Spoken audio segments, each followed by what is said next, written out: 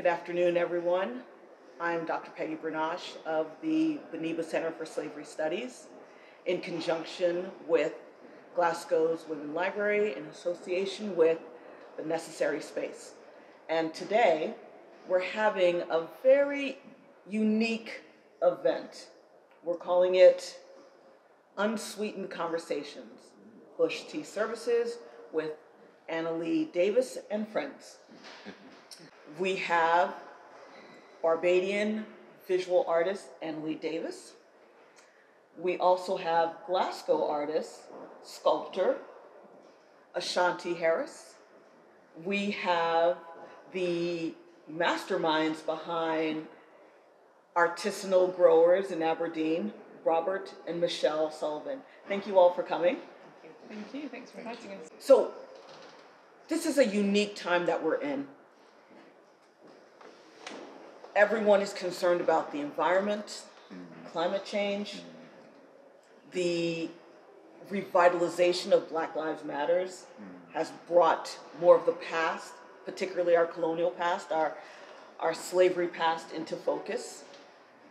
But trying to think how any of this is connected, not just in the past, but to us in the present, is something I hope we can delve into a bit, especially over this concept, this performance of drinking tea. Annalee, this is a art installation and performance that you started back in 2016, correct? Yes. Could you tell us a little bit about that? So in 2016, I was commissioned by Cooking Sections to produce a work for their project called Empire Remains Shop. And I did a collection of teacups and saucers and a tea serving pot called a monkey pot, which we use in Barbados for cooling water. And that was really a way to kind of, while I was in London at Delphina Foundation, it was kind of an act of reparation. It was bringing an unsweetened tea to London for the Empire Remains Shop project. People would sign up to have tea with me, and we would have a conversation, and I would pour tea. Now, this wasn't the tea service I was using then. My tea service was a collaboration with a Barbadian potter, Hamilton Wiltshire, and the tea service was made using all Barbadian clay, but interjected into the tea service were shards that I find when I walk on the farm where I live. And those shards are 1700s, 1800s. They're pieces of porcelain that came out as ballast in the ships. They were used, cheap crockery sets that were used on the island, and wherever you walk in Barbados or anywhere in the Caribbean, actually, on farmer plantations, you find these shards coming up in the soil. So I intervened these shards into the tea service, which was an imperfect tea service, so when I would serve tea, it would drip, and it would kind of speak to the messiness and the leakiness of history and the inadequate or incomplete narratives we have around that history.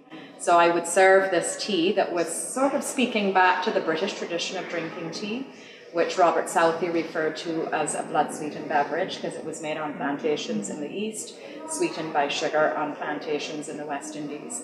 But what I was doing at the time was harvesting wild plants from the farm I lived on and making my own kind of concoction. That was my kind of initial tea ceremony at that time. This is fascinating. I'm ready to start with some of these teas. This is a proprietary blend, correct? Yes.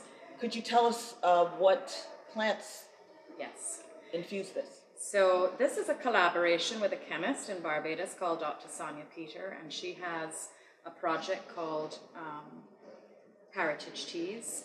We worked together, so I provided her with plants that I collected, which included breadfruit, bay leaf, turmeric, and peppermint. And she then made the tea. We call it Ancestral Voices, and it speaks to, in terms of calling it Ancestral Voices, it speaks to the tradition of drinking tea within the enslaved society, the way in which plants were used on these marginal plots of land that were not very fertile soils, and those plots of land were referred to by Sylvia Wynter as a kind of a pre-capitalist site located within the larger capitalist site of the kind of colonial machinery that was the plantation. But these small plots is where we can imagine that the enslaved became human. This is where they felt human. They developed community. They had, there was a way of oral traditions where knowledge was passed on. This is where they began to understand the healing properties of plants. It's where they could retain African retentions in terms of spiritual practices, and it's where they planted ground provisions. So it was sustenance, it was healing, and it was religious practice. So what we have in here, the breadfruit, which you're all welcome to taste. The breadfruit, well, this was a tree that was used. It had a lot of carbohydrate and fiber. So this was I'm sure all of you with Caribbean roots would know about the breadfruit plant. So it provided a lot of food, but it also has the capacity to regulate diabetes. That's really important in countries that have a sugar industry because people are suffering a lot with diabetes. The bay leaf is used a lot in Barbados as a cooling tea. We speak a lot about cooling tea to remove heat from the body. It has antioxidant properties. The turmeric, which gives it some of that beautiful yellow color, you would know a lot in cooking, but it has very strong anti-inflammatory qualities. And the mint is really good for, bronchial stuff. So you want to have this combination of it looks beautiful, it has a lovely aroma, it tastes great, and it also has all of these healing properties. I want to turn to Robert and Michelle because the two of you run artisanal growers, so you have a very intimate relationship with the land, much like I would say the experiences of the enslaved as well as their descendants. What is your current thoughts about the land and your connection to it? Is it in relation to ancestral thoughts, or is it an honoring, or is it just something you felt you needed to just reconnect with the land in a different way? I would say it was probably more religious. Yeah, more spiritual. I think more spiritual, yeah. Because we first moved to the countryside about 14 years ago because we felt that, we started to take our faith more seriously. And with doing that, we read a book by a lady called Ellen G. White, which is a little book called Country Living. And it spoke so much about the benefits of actually living, in a rural environment. We had to very quickly find a new occupation. That's right. And so we ended up going back to that book, and it spoke so much about the benefits of working with the soil. It could basically provide you with, an income and to be self-sufficient. Yeah, which is really what we wanted, isn't it? Yeah, and in a way it's kind of reclaiming, I think, just some of the things that you were just talking about. It's kind of speaking to that sort of old era of reclaiming some of the things that I guess we used to do in the past. But because things, and I'm not trying to work this out, but it's just the way things have happened, whether it's technology, whether it's the way that the industry, but we've moved away. We have. From that lifestyle, do you see what I mean? Yeah. To where we are now, and so we feel that in a way we're going back, as it were, to reclaim that particular way of life. That's right, and not just that. Over the course of time, we'll find that since there's been so much industrialization, it's huge tractors and it's almost like monoculture and fields upon fields upon fields of just barley. There's no diversity, and for us, obviously, if we wanted to, we could have got into tractor farming, big sort of large-scale tractor farming. But we decided, no, we wanted something that would serve our family. Yeah. It would serve the children. It would, get them involved, and they could come out and we have many pictures on Instagram of our children barefooted out in the soil and digging and hoeing and just really enjoying that space. Free from the sort of artificialness, if there's such a word, of the way life is today. No. If I may ask you, Ashanti, you are also an artist. has the environment and concerns of climate change and necessarily our background as descendants of enslaved people, does that influence your work in any way? Yeah, definitely. I think my work is really centered in place. I'm half Guyanese, and I've always used my work as a way to delve into my Guyanese heritage. I always think of myself as a child and how I learned about my heritage, and it was so often through art. So I think I really tried to do that with my own art making. So within doing that, and also being based in Glasgow for the last 15 years, a lot of my research has been about the relationship between Scotland and Guyana. I've been doing research into Guyanese women who were in Scotland in the 18th and 19th centuries, how they kind of came to be there, and using my own experiences and the experiences of people around me, a lot of collectives that I'm in, to kind of speculate on these women's histories. And more recently, in looking at this historical relationship, I've been doing some research into the twinning of Aberdeen and Georgetown in Guyana.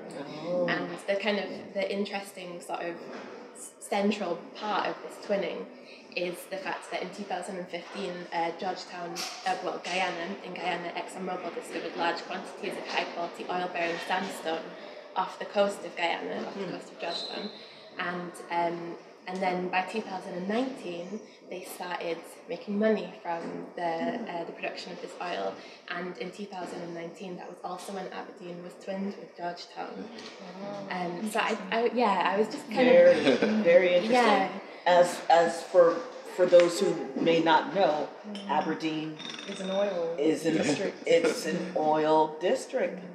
Yeah, but what many people probably don't know in Aberdeen, I think people know in Guyana, but it's not necessarily regularly recognised, is the fact that Guyana and Scotland do have this long history that is really centred in extraction. So centred in extraction from the transatlantic slave trade, in the extraction of people, in indentureship, but also then when the farming industry kind of declined, into the extraction that was the minerals, so gold, diamonds, bauxite across the country. And I think just kind of thinking about this relationship to the earth, to place, to people, to extraction, it feels like this, that kind of bubbling sort of pot. I'm almost imagining it like oil, this kind of condensing of history underneath the ground, starting to become something. And based on exploitation, right? If it wasn't the exploitation of human beings, of enslaved Africans who were taken as captives, it is the exploitation of the land to the point that it exhausts the natural nutrients. The monoculture that you were talking about of barley today mirrors the monoculture of sugar or tobacco in the past. But yet, from what I understand, with this the decline of the sugar industry, particularly in Barbados, there has been a kind of reclamation of the land for other purposes. Could you tell us a little bit about that? Yeah, I mean, I think what we're seeing more recently now is there's small farmers that are taking greater pride in working the land. There was a lot of shame around working in the land. That's right. And this obviously is caught up in history. It's also around issues of race. So at the period of independence, when education became free, people were trying to find new ways to support themselves off of the plantation. Lots of migration to the Panama Canal, the Windrush generation, and people using education as a way to get out. There was very limited access to acquiring land. What we're seeing now more recently is small farmers that are doing organic farming, both black and white Barbadians, interestingly, that are doing small organic farms. And then this Dr. Sonia Peter that I'm working with, who is doing these heritage teas. So there's a kind of I think a new kind of pride around thinking about feeding ourselves, sustainability. I mean, we import close to 90% of what we eat.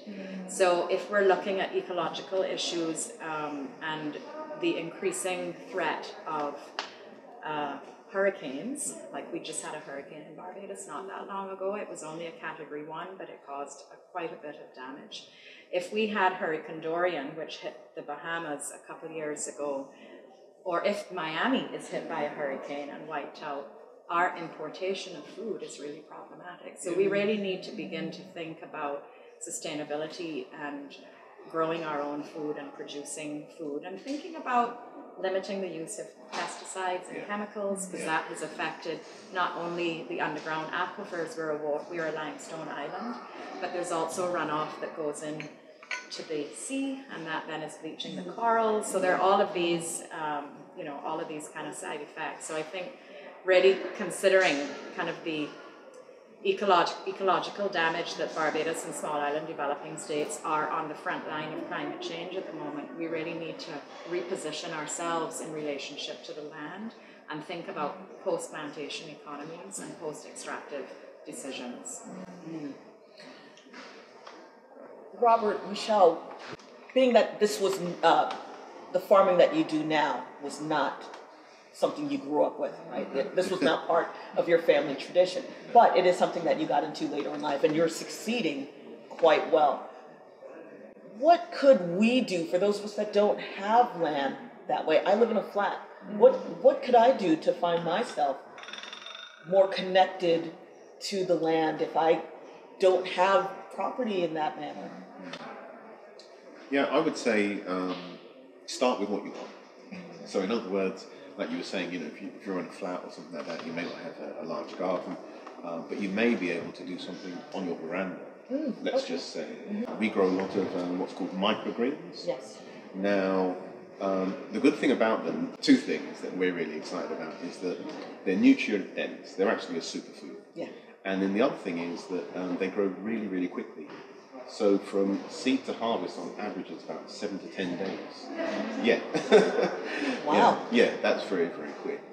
If that sort of piques your interest, then you could then move on to something else, which could mean that you're so excited about growing your own and maybe even being self-sufficient in a few things that you might be like, well, let me go down and look at the local allotment area and see if, but before you go there, our thing is get your hands dirty where you are right now, and that can be right there on your veranda, not a problem at all. Or supporting the organic farmers. Or supporting people that are already doing what they're doing. For a lot of people, it's ease of use in terms of why a lot of us maybe just go down to the supermarket and get what we get, and it's sometimes a little bit harder to go out of your way to support a local grower. It might be a bit more expensive, as well. Yeah.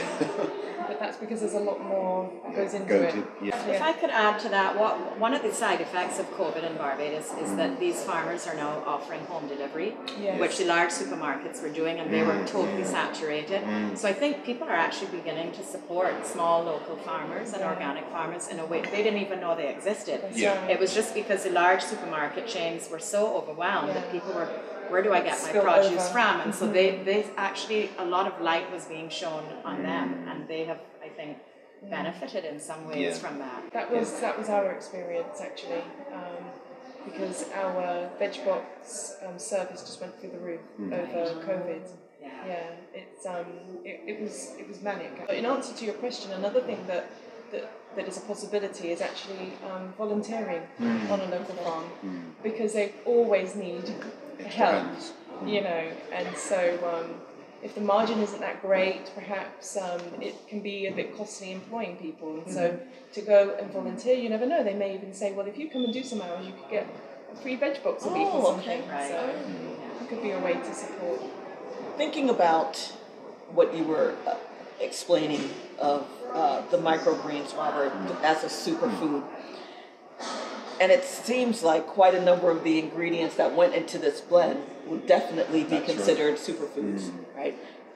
The breadfruit, which was imported to feed the enslaved, is a carbohydrate-laden plant that does not cause, or it doesn't lend to diabetes, contracting diabetes. It also lowers cholesterol.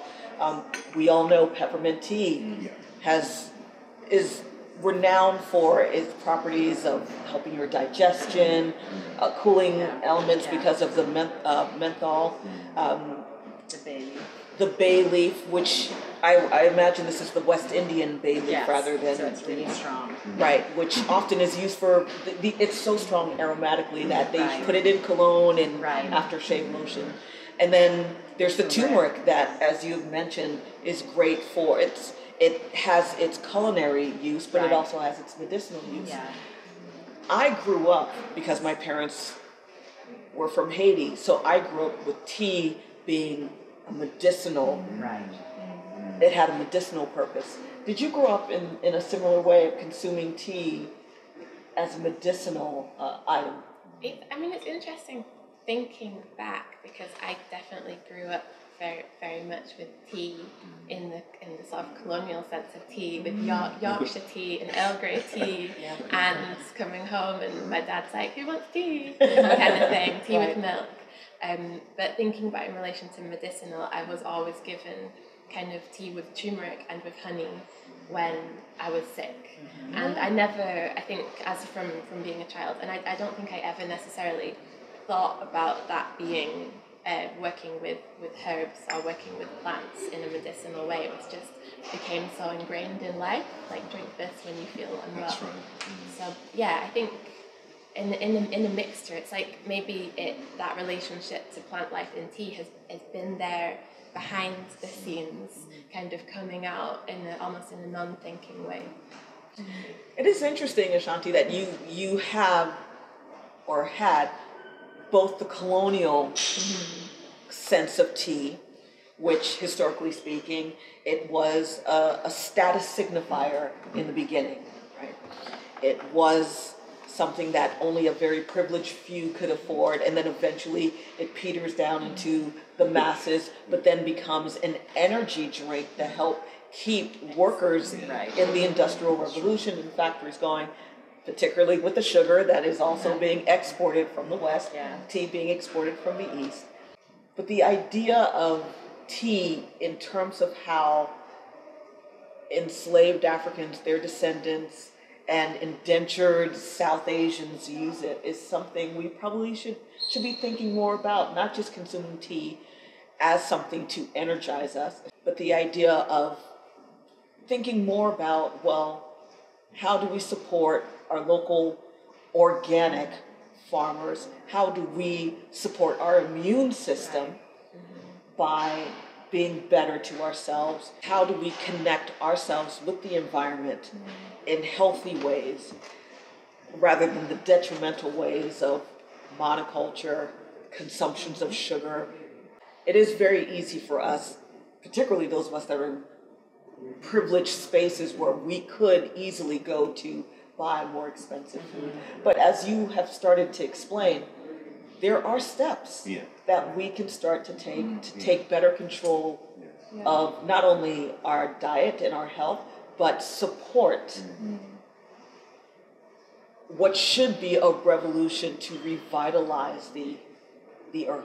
Yeah, I think some of it is about, and this is probably the hardest part. This is from my understanding, is about education or re-education, because for a lot of us, whether it's sort of in your face education as to what you think something is, down to what really is the story. And so, for example, as you were just saying, we may know. I know, for example, my mother. She would. We wouldn't have tea, but we would have herbal teas and herbal, what really I would say are herbal remedies. Yes. Do you see what I mean? Yes. And these things were that's just part of the culture. That's part of the way of life. You didn't think about it. It's just done. Do you see what I mean? Yeah. Even now, whenever I feel like my calcium levels are low, I can kind of tell you get tingly and in your fingers and things like that. I would make a calcium, like a mineral tea, which was basically nettles, which we have growing in abundance on the farm. Free. So get yourself a dehydrator and just dry them out, and So nettle tea, and I would put in there also red clover blossoms, which tends to grow just everywhere. Wild. Just everywhere. You could pick blossoms from your garden. For free. Don't mow your lawn, just let them grow up and pick the blossoms, dry them off, because it's just very rich in minerals. And then just recently, one of our children had a cough, and I bought online. I just bought some ivy, English ivy, which just comes dried, and just give her some of that with honey. And after 1 cup, her cough had finished. It's very, very powerful, very strong. Yeah.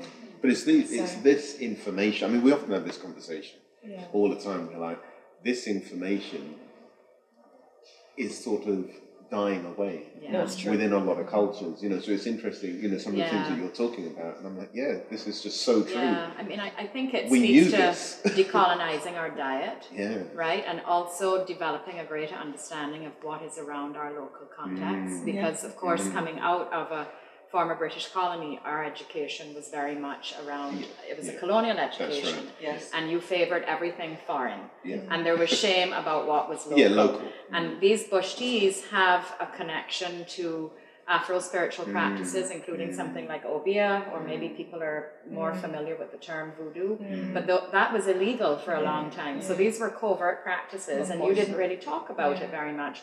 But I think there's increasingly pride around that, and we need to think about decolonizing our palates and our diets, right? And not just because we have to use foreign exchange to buy that food.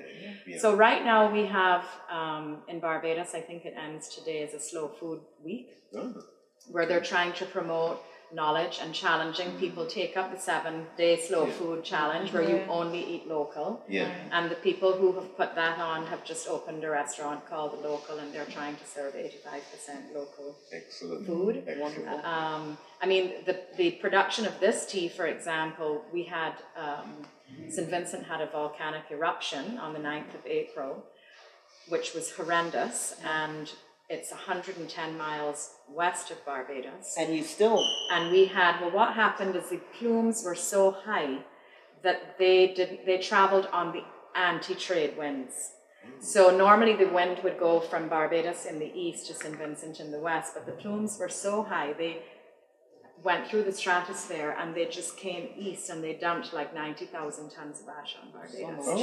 So much ash. For me, I would say that lockdown was worse than COVID, because it actually, we locked in our house. We couldn't go outside to breathe because it was unsafe. And it was terrifying. And I think in this year we've had COVID, we've had the volcano, we've had a hurricane. There was a small earthquake off the south coast of Barbados, several miles off. And it just felt like these environmental concerns were so profound. And when we couldn't go outside to breathe, it was terrifying. And so, one of the reasons for doing this tea was I developed for the first time in my life cough-induced asthma, and I was locked indoors for 6 weeks. Like, I literally could not go outside the door. And so this was also developed as a way to have a greater understanding of things that were locally available, and to kind of ease, the pulmonary kind of response to that ash fall, because that's toxic, that stuff that we were inhaling. So I think also learning about things that are available to you in your local environment is becoming so important wherever you are. Absolutely.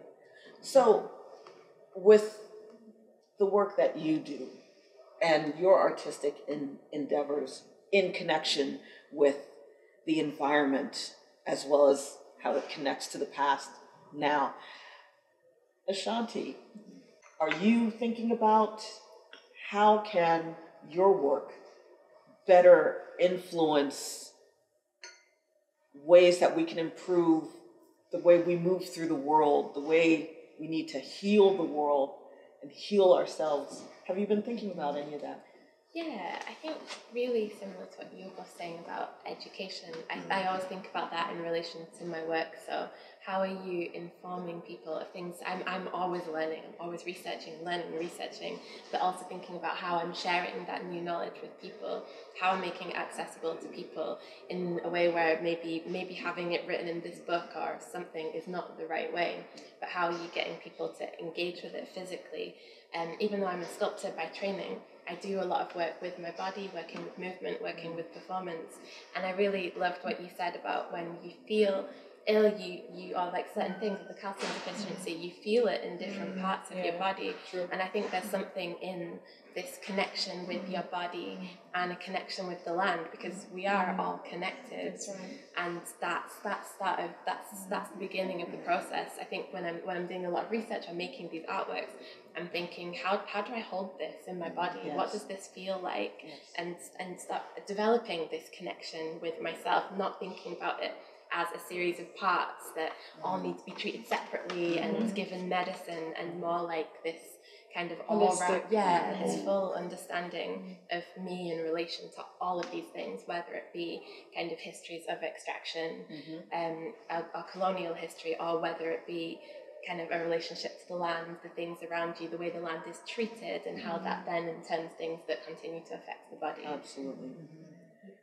Well, I think we've consumed our tea, and what is left is a little cold. However, these conversations are certainly they're not going to go away. We need to find ways to solve the problems that we have caused to the earth. The work that the two of you are doing with artisanal growers.